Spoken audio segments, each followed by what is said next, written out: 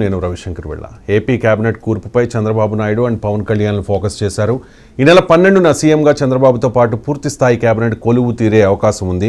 సామాజిక సమీకరణలు, seniority, sincerity, loyalty వీటన్నిటిని పరిగణలోకి తీసుకుని కేబినెట్ కూర్పు ఉంటుంది. యువతకు, మహిళలకు ఈసారి ప్రాధాన్యం ఉండవచ్చు. తొలిసారిగా ఎన్నికైన కొందరికి అవకాశం ఉండే అవకాశం కనిపిస్తోంది. అన్ని ఉమ్మడి జిల్లాలకు సముచిత స్థానం ఉండేలా కేబినెట్ కూర్పు ఉంటుంది. కేబినెట్ రేసులో చాలామందే ఉన్నారు. సీఎంగా చంద్రబాబుతో పాటు మరో 24 మందికే అవకాశం ఉంటుంది. జిల్లాల వారీగా కేబినెట్ రేసులో ఎవరెవరు ఉన్నారో ఇప్పుడు చూద్దాం. ఫస్ట్ శ్రీకాకుళం జిల్లా. ఉమ్మడి శ్రీకాకుళం జిల్లా 2019 ఎన్నికల్లో 10కి 8 స్థానాలని వైఎస్ఆర్ కాంగ్రెస్ పార్టీ ఇక్కడ కైవసం చేసుకుంటే 2024 ఎన్నికల్లో తుడిచిపెట్టుకుపోయింది. అంటే వైట్ వాష్ మాట. 10కి 10 స్థానాల్లో కూడా కూటమి గెలిచింది. పోటీ చేసిన 8 స్థానాల్లో తెలుగుదేశం పార్టీ, అలాగే హెచ్చర్లలో భారతీయ జనతా పార్టీ పోటీ చేసింది. పొత్తులో భాగంగా అక్కడ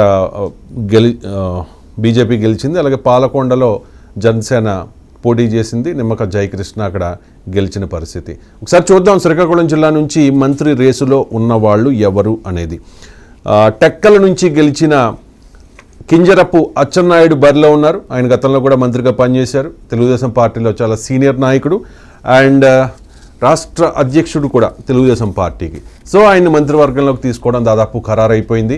ఆమ్దాల వలసలో గెలిచిన కోన రవికుమార్ కూడా మంత్రి పదవిని ఆశిస్తూ ఉన్నారు. మరి అధిష్టానం ఎటువంటి నిర్ణయం తీసుకుంటుంది అనేది వేచి చూడాల్సిన అంశం. ఇక పలాస నుంచి గెలిచారు గౌతు శిరీష. మహిళ కావడం, మహిళా కోటాలో కేబినెట్ రేసులో ఉన్నారు. గౌతు శిరీష్ విషయంలో ఇప్పటి వరకు అధిష్టానం ఎటువంటి నిర్ణయం తీసుకోలేదు.